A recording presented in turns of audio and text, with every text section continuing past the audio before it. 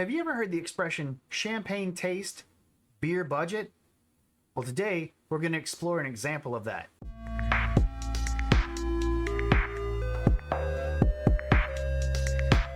So I was on Amazon a few weeks ago and I came across this, the Shotbow S22 Plus Ultra. It is a Galaxy S22 Ultra clone. Today we're going to unbox this clone, see how close they got, and see if the specs can even remotely compare. We start off with a plain black box. A sticker on the side of the box indicates that this is indeed the S22 Plus Ultra. Shotbow claims that this phone has 8 gigs of RAM with a 512 gig ROM, but Shotbow is also not known for being truthful with their specifications. Here we have the bottom of the box. The security tape on the bottom has the message, "Enjoy your relaxing moments anywhere." How inspiring. Cutting the box open, we then turn it over to open it up. Now, this particular box is a little difficult to open because it looks like it got damaged in shipping. However, with a little tug on the side there, I'm able to get the lid off, and we see what could possibly be the cheapest bubble wrap in the world. And next we have the AC adapter, which is a 5-volt 1000 milliamp charger, which is better than what Samsung provides, but still not even close to a fast charger. Next up, we have a USB-C charger. We have a SIM card extractor.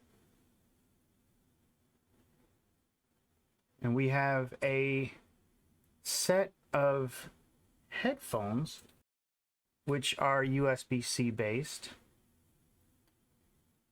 and look like something from about 2007. And we have a stylus. Not even a fake S Pen, but a stylus. The remaining items in the box include a little instruction manual, a flimsy plastic clear screen protector, which we would not be putting on, and a flimsy rubber case. Putting all this back in the box, we'll now move on to the phone itself.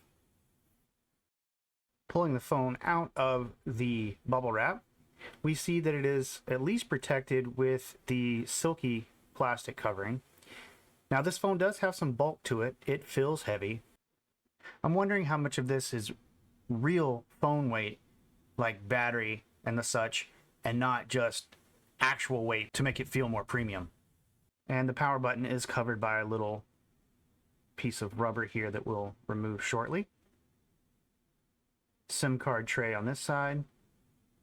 Let's pull that rubber off and get this thing powered on. Ooh, that's bright.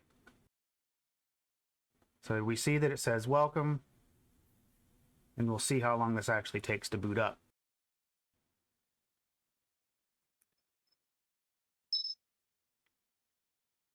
And now that that boot time is over, let's test the screen. Power on and power off seem okay. There's our home screen, our notification shade. There's a SD card. Let's take a look at that. Pull the SIM card tray out. This phone is dual SIM, so you could use 2 different carriers with it. And we have a 128 gig SD card. Try to focus that in for you, but that's what it is. It's 128 gig micro SD. Now, checking out the screen, it's not the best looking screen, but it seems to be responsive to touch. We're going to set up the fingerprint sensor, which is in screen. First, typing in my super secret passcode. Now, just based off of this, I can tell you that this fingerprint sensor is better than the fingerprint sensor in the Samsung A50. That's a phone I was carrying a couple weeks ago when my Surface Duo was acting up. You can see here it's reading my fingerprint quite well.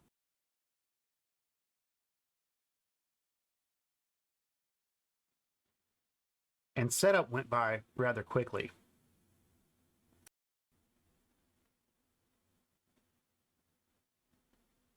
Now, as you can see, I didn't see the fingerprint sensor at the bottom and swiped up instead, but the fingerprint sensor does work on this phone and is actually probably one of the best features of this phone. Now flipping the phone over to get a better look at this camera array, we see there's 5 lenses there. I don't think all of those are real. Taking a look at the quality of images, you can see it looks like only the main sensor at the top is the real sensor, and it is nowhere near the quality that they advertise on Amazon. We have a front-facing camera that seems to do a little bit better of a job than the back camera for some reason. But all in all, the quality of the camera itself is not near what was expected even on this Galaxy S22 clone. According to Amazon's website, this phone is supposed to have a 48 megapixel front-facing camera with a 100 megapixel rear-facing camera. And I can tell you just by looking at the viewfinder on this camera that there is no way that either of these cameras match these specs, no matter what you do. And not only that, the stock camera app on this phone has almost no settings other than just basic light settings that you can change on the camera. Now switching gears, we're going to take a look at the settings on the phone. And specifically what I want to look for is I want to look at the Android version and the specs that the phone claims to have.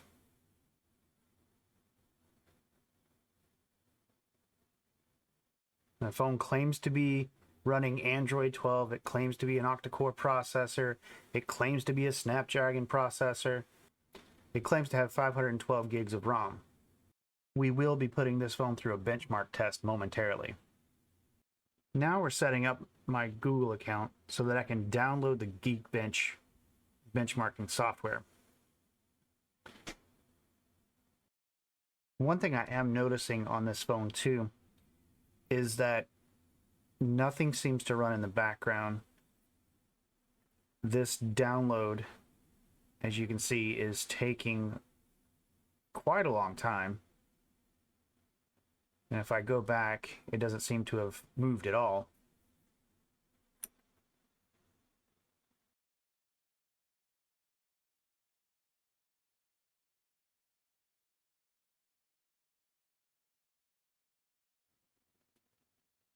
So here I sped the video up to about 500% of real time while we wait for Geekbench to download.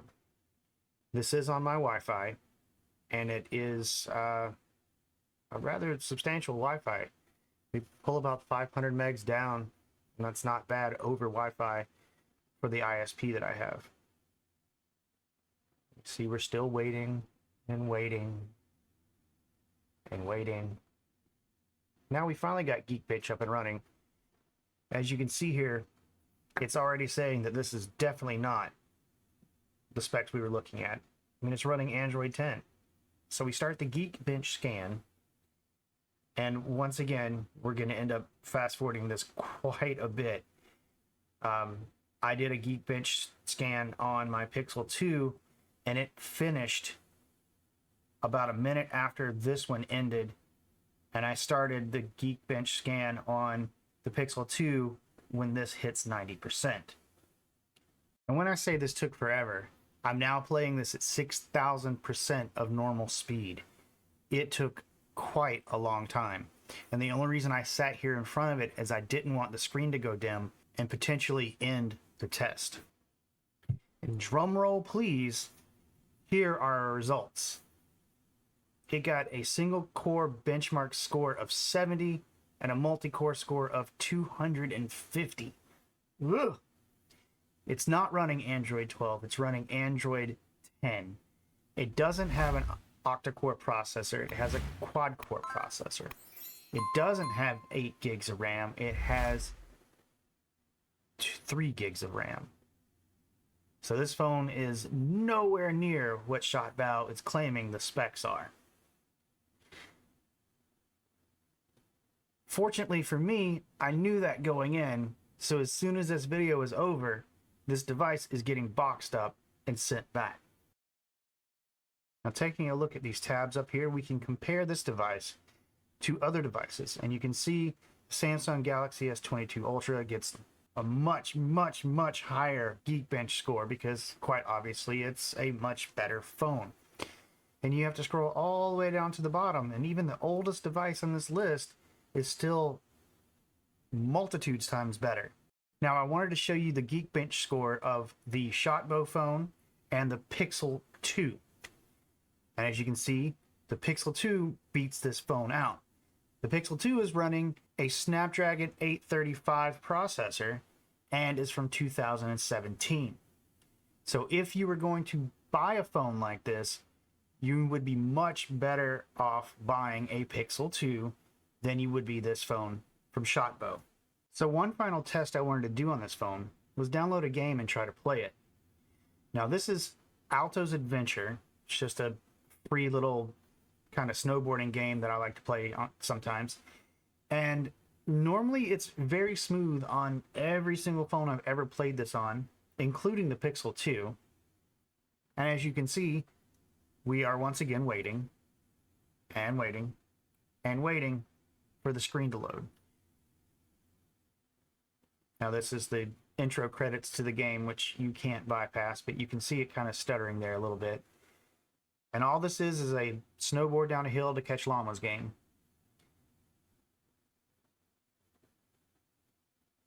And once it gets going, it's not terrible, but the response time of the screen and just the general lagginess of the phone don't make it an enjoyable process.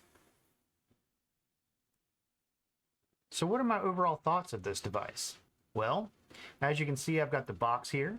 So my overall thoughts are this is trash. This entire thing is not staying here in the studio. It will be boxed up after this video is shot and sent back to Amazon. As you can see from the unboxing and the benchmark tests, this ShotBow S22 Plus Ultra is in no way, shape, or form anywhere close to a Galaxy S22 Ultra. Now, obviously, it's a clone. Obviously, I only paid $130 for it. But it's like they don't even try. Like, they masked the processor and they masked the storage, and they made it look like it was running Android 12 in the menu settings. But based off the sounds the phone was making and the icons, you can kind of tell that it's not running anywhere close to that. Would I buy this phone? In short, no. This phone is absolute trash, and for $130 you can find used unlocked devices, you can find Humidigi devices that are a lot better than this. So this is going right back in the box and immediately being shipped back. I hope you've enjoyed watching this video as much as I have making it. If you have any questions or concerns, please leave them in the comments down below. I'm Bryant. This has been Reviews for Nerds. Have a great day.